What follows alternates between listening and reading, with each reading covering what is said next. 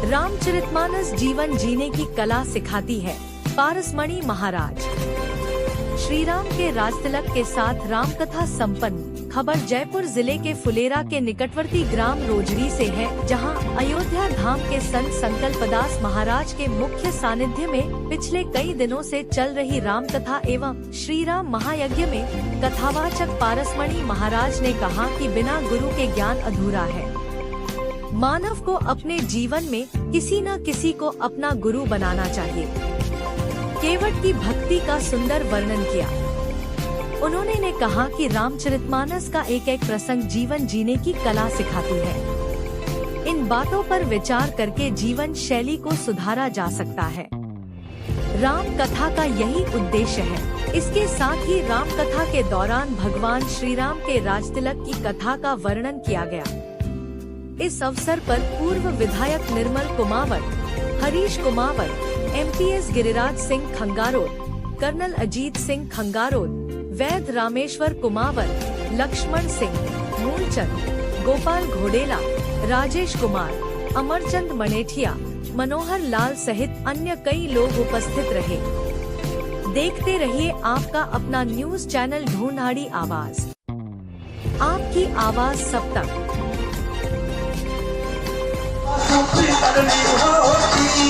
अरे खाटूवाला बाबा की करनी होती, हमें तो रामा बाबा के पूरा काम ना होती।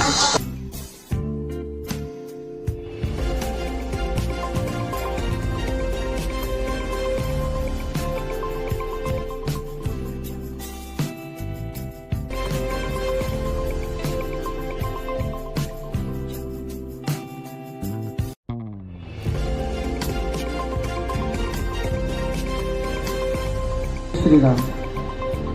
रोजड़ी ग्राम में ये छोटी अयोध्या धाम बना दिया है आपने। इस अयोध्या धाम में व्यासपीठ पे विराजमान आदरणीय महाराज पारसमणि जी, इस पूरे कार्यक्रम के रचयिता आदरणीय संकल्पदास जी महाराज को मैं प्रणाम करता हूँ। आयोजन समिति के पूरे जितने भी हमारे बड़े बुजुर्ग यहाँ बैठे, सारे भामाशाह जो भी इस यज्ञ में जितने भी जोड़े हमारे बैठे हैं, जिन्होंने अपना 1 रुपये का भी अमूल्य योगदान दिया है, वो सभी बड़े बुजुर्गों, माताओं, बहनों, मेरे युवा साथियों, मेरे पत्रकार साथ जानकारी करी कि रोजड़ी ग्राम में आज से पहले किसी भी प्रकार की कोई बड़ी कथा का आयोजन नहीं है। भागवत कथा एक ऐसी कथा है जो अमूमतः हर छोटे मोटे गांव में आराम से होती रहती है, मगर इतनी बड़ी राम कथा इस रोजड़ी ग्राम में मैं समझता हूँ 400-500 पंचायतों में कभी नहीं हुई होगी। उसके लिए मैं सारी जनता को आपको धन्यवाद देता हूँ, बधाई देता हूँ। देखिए, इस कलयुग में ये तो ज्ञान का भंडार है, ये ज्ञान का सागर है। इसकी क्यों आवश्यकता पड़ती है हमें? ये कोई समय होता है कि कहाँ से संत हमारे बीच में चल के आए, कोई ना कोई माध्यम बन के, और ये कार्यक्रम का उत्पत्ति हो गई।